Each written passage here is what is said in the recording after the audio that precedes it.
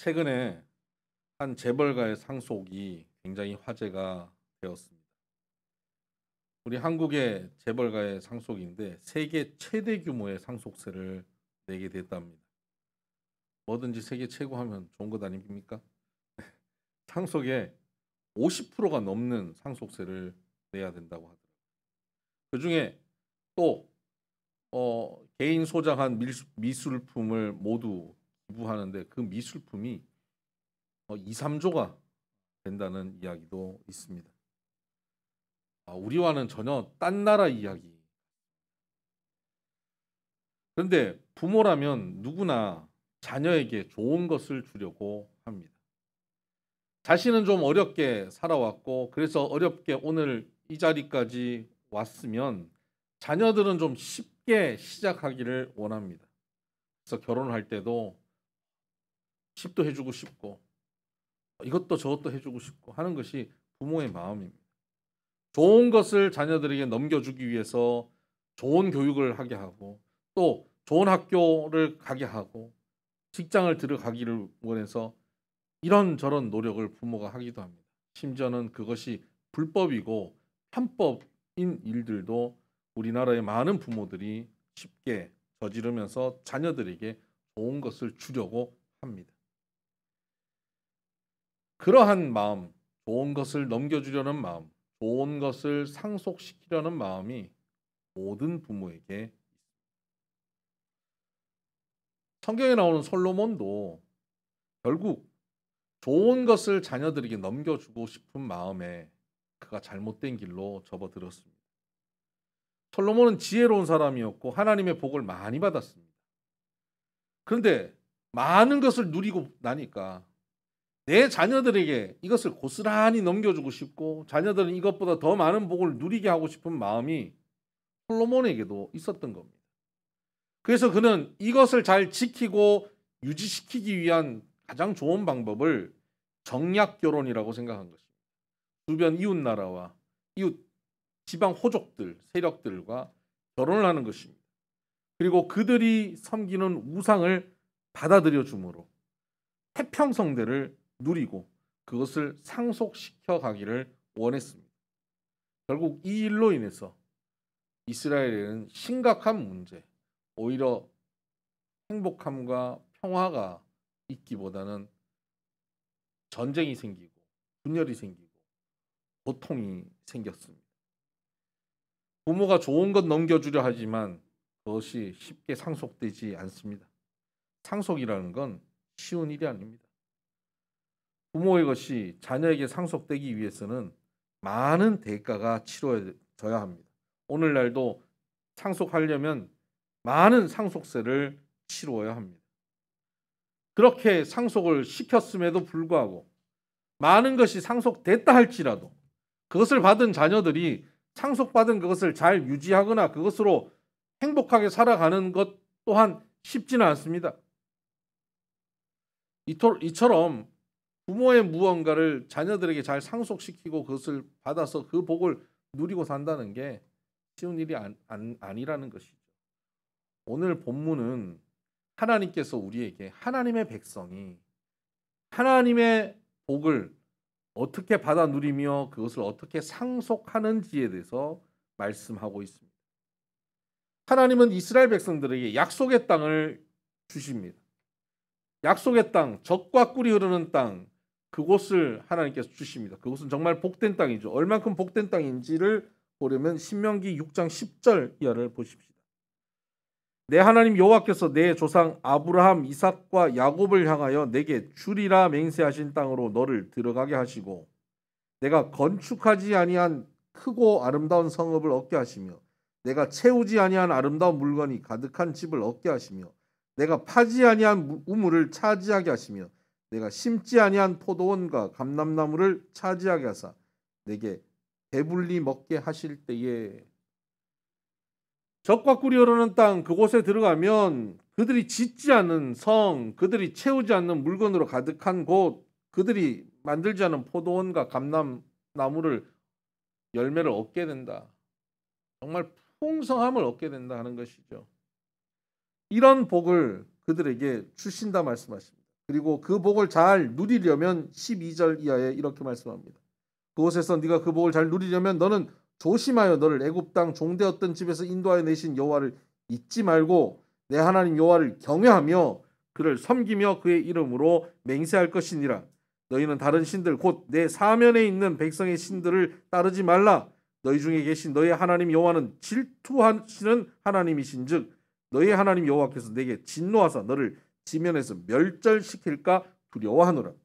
하나님께서는 그 땅에 들어가서 너희들이 그 주어진 성, 그 주어진 땅을 잘 개간하고 잘 지켜라. 열심히 국방력을 키워서 지켜내라. 정치를 잘해서 지켜내라 말씀하시지 않습니다. 그렇게 해서 지킬 복이 아니에요. 하나님의 복은. 어떻게 하라고요? 하나님을 잊지 말고 하나님을 경외하고 하나님만 섬기라는 것입니다. 하나님을 잘 섬기고 하나님 말씀을 듣고 지키면 하나님의 복은 하나님께서 지켜주시는 것입니다. 우리 가정에 주신 하나님의 복은 하나님이 주신 것이고 하나님이 지켜주시고 하나님께서 상속시켜주시는 복이라는 사실을 기억하시길 바랍니다. 그래서 우리의 방법으로 우리의 힘으로 무언가를 상속시키는 것이 아니라는 겁니다. 하나님 주신 복은 내 힘으로 지키는 것이 아니라는 것을 기억하셔야 합니다. 여기서 그렇다면 우리는 하나님의 복을 누리기 위해서 해야 되는 가장 중요한 게 뭘까요? 그것을 한마디로 얘기하면 경외하는 것이다 라고 말합니다. 하나님을 경외하는 것입니다. 4절 5절에 봐도 그렇게 말씀하고 있습니다. 3절을 보십시오. 2절을 보십시다. 곧 너와 내 아들과 내 손자들이 평생에 내 하나님 여호와를 경외하며 내가 너에게 명한 모든 규례와 명령을 지키게 하기 위한 것이며 또 내 나를 장구하게 하기 위한 것이라. 하나님을 경외하면 하나님께서 장구하게 하십니다. 3절 하반절에는 적과 꿀이 흐르는 땅에서 내가 크게 번성하리라 고 말씀하고 있습니다. 장구하고 번성한 삶, 그것은 어떤 태도를 가질 때요? 하나님을 경외하는 태도를 가집니다. 우리가 우리의 것을 잘 지키고 안 빼앗기고 잘 재테크를 하고 그렇게 해서 이 복을 누리는 것이 아니고 지키는 것이 아니라 하나님을 경외하고 사는 삶, 그런 삶을 살아갈 때 복을 누리고 지키고 상속할 수 있다는 것이죠. 그렇다면 경외하는 삶을 좀 더 명확하게 구체적으로 설명하고 있는 내용을 봅시다. 4절 5절이 경외하는 태도가 어떤 것인지를 좀 더 우리에게 명확하게 설명하고 있습니다. 이스라엘아 들으라. 우리 하나님 여호와는 오직 유일한 여호와시니 너는 마음을 다하고 뜻을 다하고 힘을 다하여 내 하나님 여호와를 사랑하라. 하나님을 경외한다는 게 뭐죠? 하나님을 경외한다는 것은 듣는 거예요. 이스라엘아 들으라. 쉐마라고 하는 단어입니다. 들어라. 쉐마 교육이라고 들어보셨죠? 이스라엘의 교육은 쉐마 교육. 듣는 거. 하나님의 말씀을 듣는 거예요. 하나님의 말씀을 듣는 겁니다. 들으면서 하나님이 유일하신 여호와 하나님이라고 인정하고 고백하는 것입니다. 하나님이 유일하신 하나님이시다라고 고백하고 그리고 최선을 다해서 마음과 뜻과 힘을 다해서 그 하나님을 사랑하라는 겁니다. 여러분, 유일하신 하나님이라고 하는 사실을 믿고 사는 것이 어려울까요? 어렵지 않고서야 하나님께서 유일하신 하나님이라고 고백하고 살아라는 것을 이렇게 강조할 할 이유가 있겠습니까? 그냥 출애굽하고 광야에서 이렇게 먹여주시고 살려주시고 이 아름다운 땅에 들어가게 하신 분이 하나님이라는 사실을 안다면 그냥 평생 그 하나님을 유일하신 하나님으로 믿고 살아갈 것 아닙니까? 그렇지 않아요. 우리는 여호와 하나님 믿는 것이 굉장히 어려운 존재들입니다. 죄인이기 때문에 그렇습니다. 우리는 눈에 보이고 손에 잡히고 만져지는 것을 믿고 확신하고 살려고 하지 눈에 보이진 않는 하나님을 믿으려는 마음이 우리에게 별로 없습니다. 세상은 우리에게 늘 눈에 보이지 않는 하나님을 믿지 말고 눈에 보이는 상황과 환경을 믿고 살라고, 그것이 안전한 삶이라고 돌다리도 두들겨 보며 건너가야 된다고 그렇게 가르쳐주고 있습니다. 근데 하나님은 어떻게 말씀하십니까? 돌다리 두드려 보지 말고 말씀을 보면 말씀은 내 발의 등이고 내 길에 빛이기 때문에 말씀 따라 한 걸음 한 걸음 걸어가면 된다. 내가 내게 지시할 땅으로 가라. 지시할 땅이 어딘지 명확하게 보여주지 않으시면서 말씀하시면 그 말씀 따라 오늘 하루 살아가는 것이죠. 이게 하나님을 믿고 사는 거예요. 그러니까 하나님 믿고 산다는 게 얼마나 세상적인 눈으로 보면 허황한지 몰라요. 얼마나 명확하지 않는지 몰라요. 근데 세상은 명확하거든요. 수치가 딱 나와요. 정확한 수치가 나오고 손에 잡히는 거예요. 느껴지는 거예요. 보이는 거예요. 그래서 세상은 우리에게 늘 얘기합니다. 하나님은 유일하지 않다. 하나님 외에 우리가 의지할 하나님 같은 존재는 많다. 유일하신 하나님 신앙에 대해서 세상은 저항합니다. 그렇게 보이지 않을 만한 상황을 우리에게 보여주며 유혹합니다. 그런 가운데서 우리는 늘 여호와 하나님이 유일하신 하나님이고 내가 의지할 단 한 분이라는 사실을 믿고 고백하며 살라는 것입니다. 이것이 여호와를 경외하는 것입니다. 다른 것은 나의 구원자이며 주권자가 될 수 없다라는 고백. 오직 여호와만이 나의 구원자며 주권자라는 고백을 하고 살아야 합니다. 여러분, 여탕은 모르겠습니다. 목욕탕, 남탕에 가면 꼭 이런 문구가 있어요. 들어가는 그 키 받는 입구에 이런 문구가 있습니다. 맡겨주지 않은 귀중품에 대해서는 책임지지 않습니다. 여탕에도 있습니까? 맡겨지지 않는 귀중품에 대해서는 책임지지 않습니다. 그 말은 정말 진리입니다. 아, 맡기지 않고는 책임지지 않구나. 여러분, 여호와 하나님께 맡기지 않는 것 하나님 책임져 주시지 않습니다. 이 절대 진리입니다. 여호와 하나님께 맡겨드리는 것을 하나님께서 책임지십니다. 여호와 하나님을 유일하신 책임자로, 유일하신 주권자로, 유일하신 구원자로 그분을 믿고 내 삶을 맡기고 내 인생을 맡기고 자녀들을 맡기고 우리의 가정을 맡겨야 그분이 책임지시는 겁니다. 그분이 책임지시면 짓지 않는 성도 주시고요. 내가 모으지 않는 물건도 채워주시고요. 내게 없는 포도원과 무화과도 주셔요. 불가능을 가능하게 하시는 분이 하나님이십니다. 그 유일하신 하나님을 믿고 살아가는 그것이 하나님을 경외하는 삶이에요. 그 경외하는 삶을 살아가게 되기를 주의 이름으로 축복합니다. 그리고는 이어서 뭐라고 말씀하십니까? 5절입니다. 너는 마음을 다하고 뜻을 다하고 힘을 다하여 내 하나님 여호와를 사랑하라. 힘을 다하여 사랑하라는 겁니다. 여러분, 사랑은 어떻게 되는 겁니까? 첫눈에 반해서 그냥 사랑하는 것, 그 필링으로 그냥 사랑하는 것, 사랑의 감정에 빠지는 것, 그것이 사랑이 아니지요. 사랑은 노력해야 하는 겁니다. 힘을 내고 에너지를 사용해야 하는 것입니다. 그냥 한번 빠진 사랑에 그냥 그대로 머물러 있으면 시간이 흘러가면 그 필링은 사라집니다. 그 사랑은 힘이 없어요. 하나님을 향한 사랑 또한 그렇습니다. 우리가 은혜를 받아요. 감격이 있어요. 하나님 너무 좋아요. 하나님 없이는 살 수 없을 것 같아요. 그 느낌, 그 감격 좋습니다. 그러나 그 감격만 가지고 있으면 좀 시간 지나가면 그 사랑이 사라집니다. 하나님은 우리에게 이렇게 말씀하십니다. 나를 사랑해라. 사랑하는데 마음과 뜻과 힘을 다해서 사랑해라 하는 겁니다. 여러분, 사랑하는데 에너지를 쓰라는 겁니다. 마치 자전거를 타는 것과 같습니다. 자전거 타는데 페달을 밟지 않고 돌리지 않으면 어떻게 됩니까? 조금 가다가 멈춥니다. 멈추면 넘어져요. 하나님을 향한 사랑이 이와 같습니다. 물론 우리 모두의 서로의 사랑도 마찬가지입니다. 사랑이라고 하는 건 그렇습니다. 페달을 밟지 않으면 멈춰지고 넘어집니다. 계속 힘을 쓰고 노력하고 에너지를 써서 사랑해야 하는 겁니다. 하나님을 향해서 사랑하는 에너지를 사용해야 합니다. 마음과 뜻과 힘을 다해서 최선을 다해서 하나님을 사랑해야 합니다. 그러면 하나님을 최선을 다해서 사랑한다는 게 뭘까요? 어떻게 하는 것이 하나님을 최선을 다해 사랑하는 것일까요? 그것은 이렇게 모였을 때 최선을 다해서 하나님 사랑, 그거 좋아요.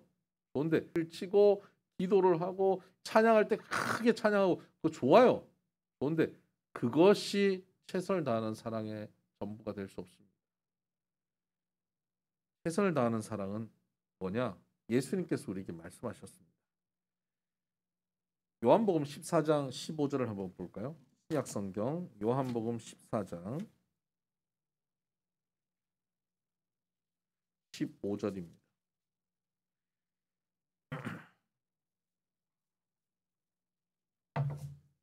다 같이 함께 읽어볼까요? 요한복음 14장 15절 시작. 너희가 나를 사랑하면 나의 계명을 지키리라. 아멘. 나를 사랑하면 뭐 한다고요? 계명을 지키는 것입니다. 21절 제가 읽습니다.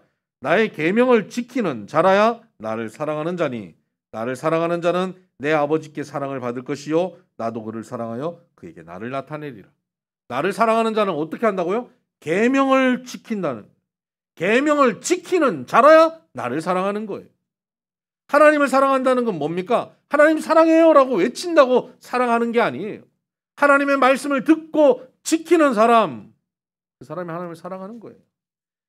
15장 10절에 보면 계속 이어서 이렇게 말씀하십니다. 내가 아버지의 계명을 지켜 그의 사랑 안에 거하는 것 같이 너희도 내 계명을 지키면 내 사랑 안에 거하리라. 하나님의 사랑 안에 있는 것 뭡니까? 주님의 계명을 지키는 것. 그것이 사랑의 관계가 유지되어지는 것. 힘을 써서 마음과 뜻과 힘을 다하여 하나님을 사랑하는 자세는 어떻습니까? 말씀을 사랑하는 것이에요.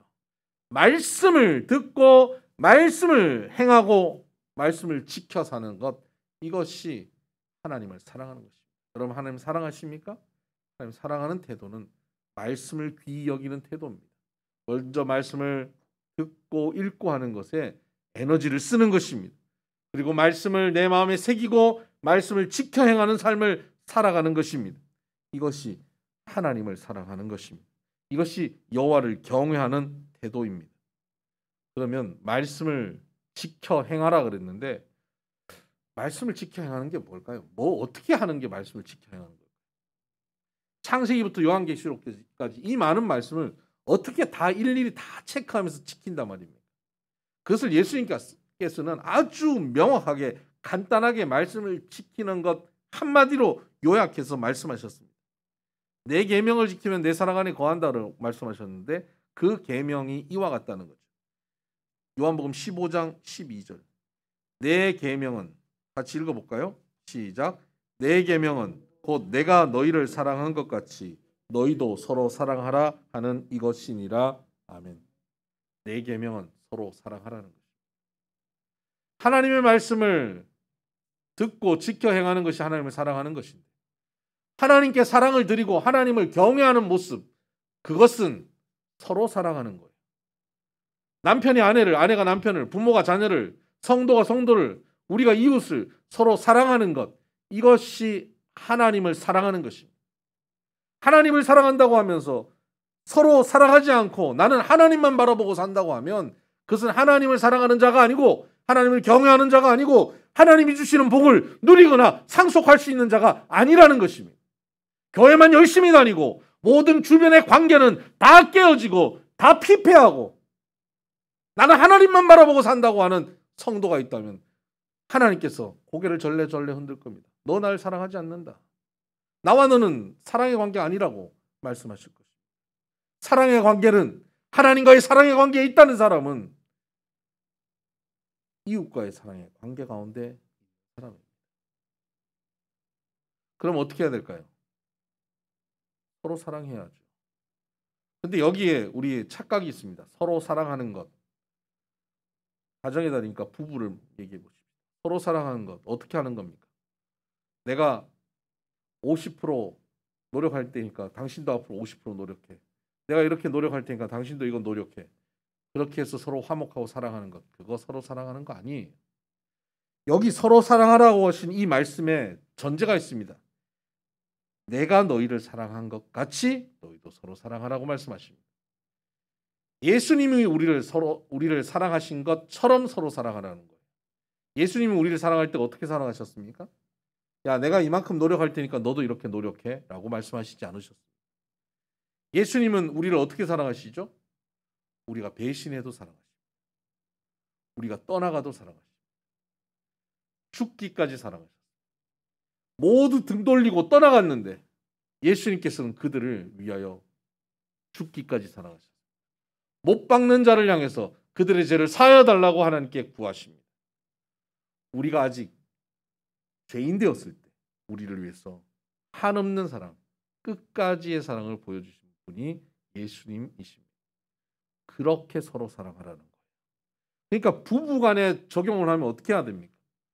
아내든 남편이든 서로 사랑하라고 하면 어떻게 해야 됩니까? 상대방을 내가 끝까지 사랑하는 거죠. 어느 정도요? 억울해서 팔짝 뛸 때까지. 내가 억울해가지고 내가 이렇게까지 해야 돼? 내가 저 사람 내가 종이야 내가? 내가 노예하려고 내가 결혼했어? 난 돈이나 벌어다 주는 일꾼이야? 내가 이렇게 존경받지 못하고 이렇게 대우받지 못하는데 내가 이 여자랑 살아야 돼? 난 저 남자의 노예야? 이러고 사는 게 아니에요. 그냥 노예처럼 사는 거예요. 그냥 돈 벌어주는 기계처럼 사는 거예요. 완전히 그런 대우를 받아도 완전히 죽을 만큼 사는 거예요. 죽어야 돼요. 죽어버려야 돼요. 그래서 상대가 나를 사랑하게끔 감동을 주어야 합니다. 내가 상대를 사랑하는 것을 넘어서 상대가 나를 사랑하게끔 매력적으로 그의 사랑을 받아내야 하는 것이죠. 우리가 아직 죄인 되었고 하나님을 인정하지 않았을 때 하나님은 우리를 찾아오셨습니다. 죽기까지 사랑하셨습니다. 그래서 우리를 감동시키셨습니다. 우리가 감동되어 주님 앞에 돌아올 때까지 기다리십니다. 이것이 서로 사랑입니다. 상대방의 반응, 이만큼 반응하니까 난 좀 더 사랑해줘야지 하는 것이 서로 사랑이 아니라는 거예요. 하나님의 말씀, 계명을 지키는 것은 이것을 지키는 겁니다. 여러분, 우리는 누군가를 사랑할 때 완전한 희생의 사랑, 헌신의 사랑을 하고 살아야 합니다. 무엇보다도 이 가정의 달입니다. 가족들을 서로 사랑할 때 여러분 그 상대의 반응을 보며 이만큼 하니까 나도 이렇게 해줘야지 하는 수준의 사랑을 하지 않기를 바랍니다. 십자가의 사랑, 예수 그리스도의 사랑을 해내시기를 주의 이름으로 축복합니다. 이렇게 사랑하는 것이 바로 여호와를 경외하는 것이죠. 이렇게 사랑을 하고 나면 하나님께서 우리에게 젖과 꿀이 흐르는 땅을 누리게 하십니다. 교회에 출석하는 것만이 젖과 꿀을 흐르는 하나님의 약속을 받는 게 아니에요. 서로 사랑하는 이 계명을 지키는 것이 바로 젖과 꿀이 흐르는 약속의 땅, 천국을 누리는 삶을 사는 것입니다. 여러분 가정, 우리의 삶, 우리 교회가 바로 이 천국을 누리는 삶이 되기를 바랍니다.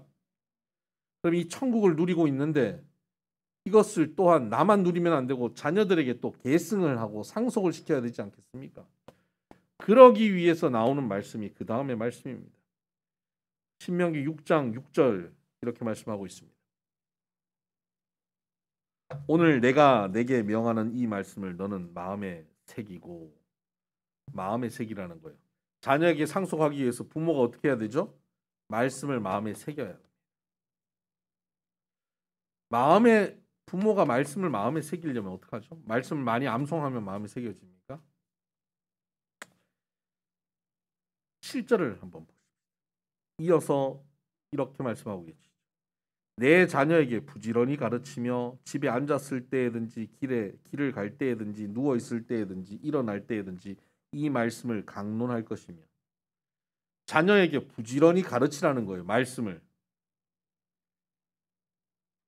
집에 앉아 있을 때든 길에 갈 때든 누워 있을 때든 일어날 때든 항상 어디서든 언제든지 하나님의 말씀을 강론하라는 거예요. 무슨 일이 벌어져도 세상의 관점으로 자녀들에게 말하지 말고 하나님의 말씀으로 자녀들에게 가르쳐 주라는 것입니다. 근데 이게 신앙교육인데요. 자녀를 향한 신앙교육인데 우리 교인들이 여기 착각하는 게 있습니다. 자녀들에게 항상 하나님 말씀을 가르치고 전하면 자녀들은 그 가르쳐주는 것을 듣고 배워서 그것을 실천하고 변화된 훌륭한 신앙인으로 살 거라는 착각을 합니다. 여러분, 오늘 이 본문은 가르쳐서 자녀들이 그것을 듣고 지켜 행하는 사람으로 변하게 하는데 초점이 있는 게 아닙니다. 우리는 이 본문을 가지고 자녀 가르치는 데 초점을 두고 있지만, 여러분 자녀 가르쳐 보셨겠지만 다 아시지 않습니까? 자녀를 말로 가르쳐서 변화가 됩니까? 자녀들은 말로 배우지 않습니다. 말로 가르치는 것을 자녀들은 뭐라고 얘기하냐면 훌륭한 교훈이다, 가르침이다 라고 생각하지 않고 잔소리라고 생각합니다. 자녀들을 말로 가르쳐 보세요. 잔소리로 듣고 말지. 자녀들은 부모에게 말로 배우지 않아요. 자녀들은 부모의 등짝을 보고 배웁니다. 부모가 살아가는 모습을 보면서 따라가는 거예요. 나이가 들어서 어느새 살다 보면 나도 모르게 내 부모가 살았던 모습대로 살고 있는 것을 우리가 알고 있지 않습니까? 부모의 등짝 보고 배우는 것이, 그것이 진정한 교육입니다. 교육은 정보의 전달, 지식의 전달로 그것을 가지고 실천하고 사는 것이 교육이 아니라 훌륭한 사람과 함께 삶으로 그의 삶이 물들어가게 하는 것, 그것이 교육입니다. 그러면 오늘 이 말씀 뭡니까? 자녀를 부지런히 가르치라는 이 말씀이 뭡니까? 부지런히 가르쳤을 때 가장 효과적인 것은 가르치는 사람이 배우게 된다. 여러분, 누군가를 가르칠 때 가르치는 자가 제일 많이 배운다는 거 아십니까? 지금 이 가르치는 것은, 자녀를 가르치는 것은 자녀도 뭐 조금 배우겠지만 가장 많이 배우는 자는 부모입니다. 앉았을 때, 길 갈 때, 누웠을 때, 일어날 때 계속 말씀으로 해석하고 가르쳐 줍니다. 삶의 모든 문제를 하나님의 말씀으로 해석해냅니다. 그리고 자녀들에게 그런 말씀을 전하는 거예요. 그러면서 본인이 깨닫습니다. 아, 내가 이렇게 살아야지. 아, 나도 내 직장에서, 사업체에서 내가 이렇게 해야지.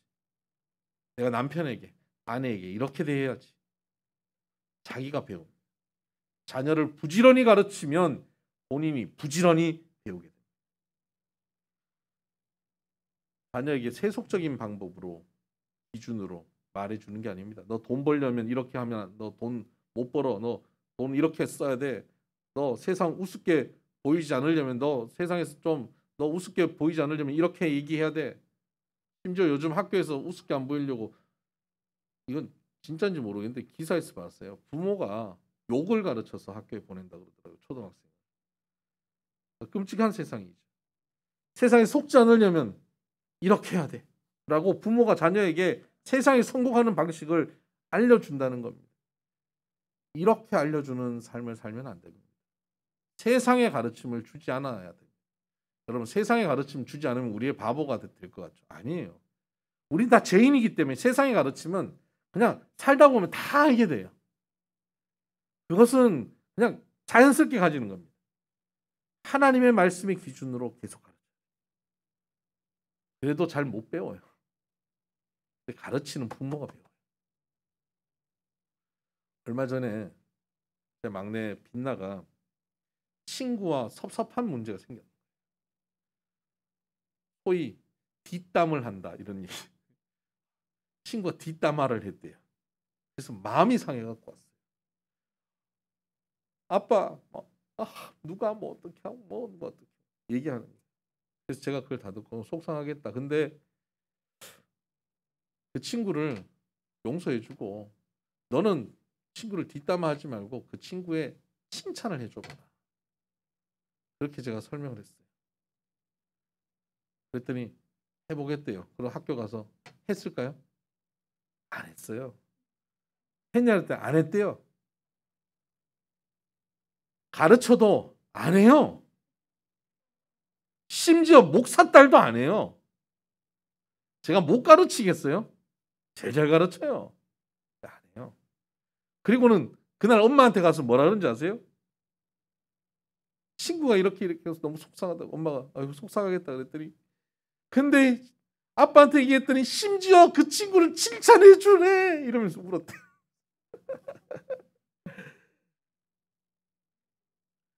자녀들을 말씀으로 가르친다고 그렇게 따라가지는 않아요. 그런데 말씀을 가르치면서 부모가 배워요. 부모가 깊이 말씀을 새겨요.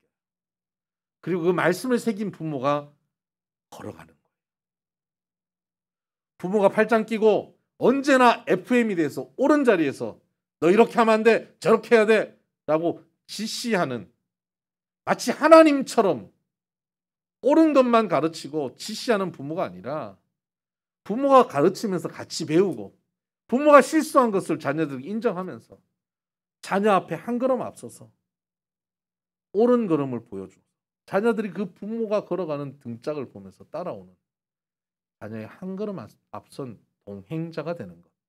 그것이 부모의 자세여야 합니다. 부모는 말로 가르치는 부모를 넘어서서 행함으로 등짝으로 보여주는 부모가 되어야 합니다. 이런 삶을 살아갈 때 우리 자녀들에게 하나님 나라가 여러분, 여러분의 가정에 하나님 나라가 누려지기를 주의 이름으로 축복합니다. 여호와를 경외하고 힘써서 하나님을 사랑하십시오. 그리고 그 하나님의 말씀을 여러분 마음에 새기기 위해 자녀들에게 부지런히 가르치십시다.